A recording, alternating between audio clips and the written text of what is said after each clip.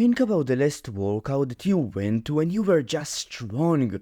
You lifted that weight that you used to have a hard time lifting flawlessly. You probably felt like a massive dopamine rush. You went and checked your pump. And even though you didn't have like a lot of muscle, you just felt good about yourself. You looked at yourself in the mirror and you felt pride. I wanted now to think about the few nights before that workout. How good did you sleep? You probably slept pretty damn good before that workout, and that's the first way that made fat loss easier for me. When we sleep, that's the time that we actually recover, both muscularly and systematically. After recovering, when we are fully recovered, we are stronger, but with it there are a few other benefits. So before starting my weight loss journeys, I was fat, right, for the few years beforehand. And to be honest, I didn't really like it. But then at the 6th of April, I decided to change and lose weight. Before April the 6th, I didn't give a fuck about my health. As you can probably tell, I didn't also give a fuck, that much fuck, about my sleep. I neglected it. I watched some TV series instead of sleeping. Sometimes I played video games instead of sleeping. And on average, I used to sleep around 6-7 hours per night at best. Sometimes I slept for 4 and 3 hours. And I genuinely think that it was one of the reasons to why I got fat in the first place. Because there are 3 ways in which sleeping less destroy both fat loss and muscle gain, which are the same things, but fat loss is more about weight loss and muscle gain is about just gaining lean mass. So when we sleep less, we are more tired. When we are more tired, we take the right actions less. Because we think less, we are less conscious of what we do, we act more based on habits and not rational. And when we act less based on rational, we act more based on desire, and it is usually the desire for pleasure. And that's the first way, so we will be more likely to eat that piece of junk food, to not train, to skip that workout, to not go for that cardio session. That's a few things that can happen as a result of not sleeping. The second way is more muscle gain. When we sleep more, we recover more, we become stronger in our workouts, we build more muscle, and we gain more muscle mass in relation to fat mass.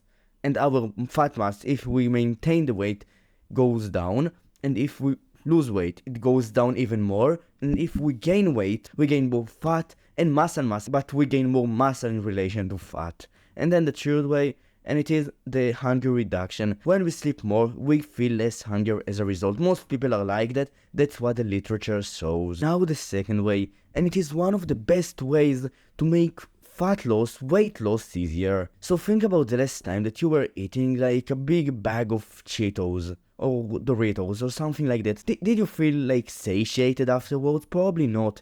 You were just slamming these Doritos or Cheetos like fucking easily, right? You didn't gain satiety from it. You were hungrier after eating it than before. Weird, right? That's what they call hyperpalatable foods. And that's one of the worst foods for weight loss.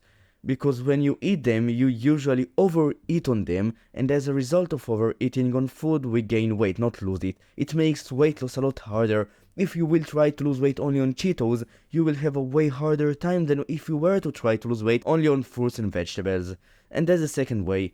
It is to eat less palatable foods like Cheetos and Doritos, to eat less of the more processed foods and more of the less processed foods, less palatable foods, foods that contain less calories in relation to volume and in relation to satiety. Because even if the food is extremely tasty, it can be still good for weight loss.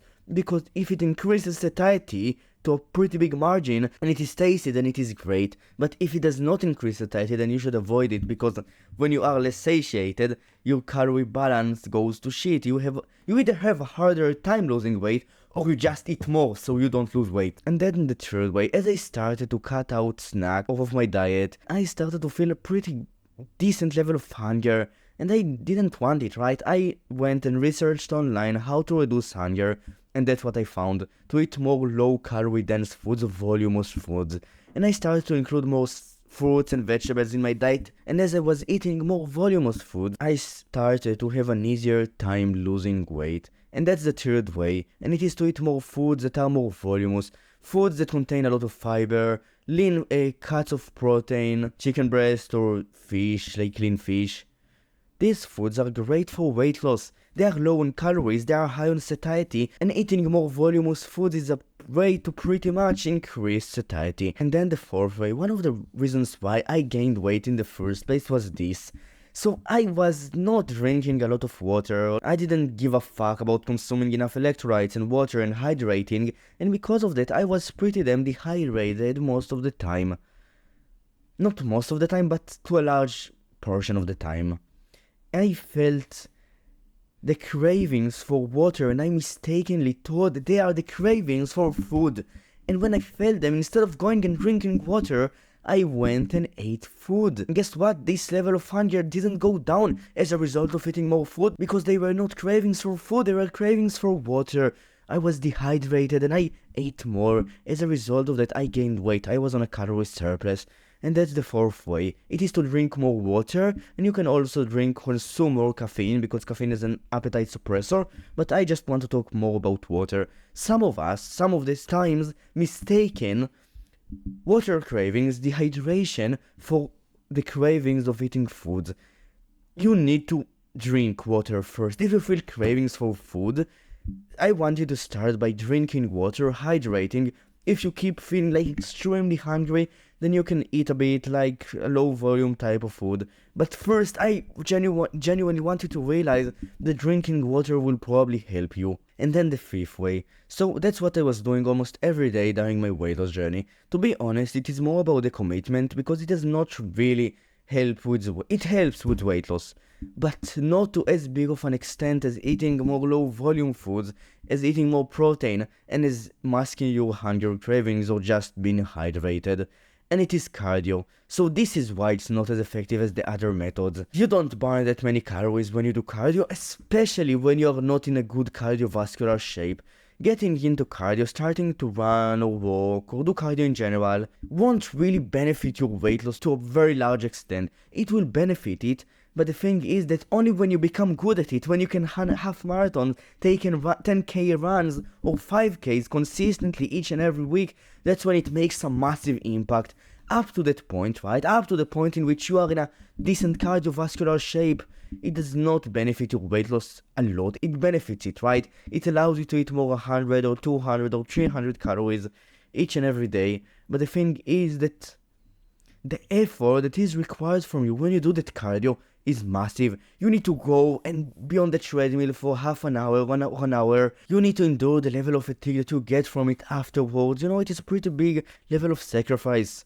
And that's why I don't think that it is that good of a tool for weight loss for beginners, but it is a very good long-term tactic for maintaining a lower body fat percentage, because when you become good at cardio, you can burn 600, 700 calories, not with ease, but with relative ease in relation to you now, and because of that you will have an easier time maintaining that lower weight. You will be able to eat more. That's what I do, by the way. I'm a runner, I run a lot. I run fucking 10k, 21k each and every week, and that's a lot of cardio to do. Most people who are beginners to, all people who are beginners to cardio cannot handle this level of effort. They need to improve first, and that's why at the beginning, you should not rely on cardio. You can use it as a tool. You can improve your cardiovascular health, and in the long term, get good enough in cardio so you can actually reliably use it as a way to maintain your lower body fat percentage and still eat the foods that you really like.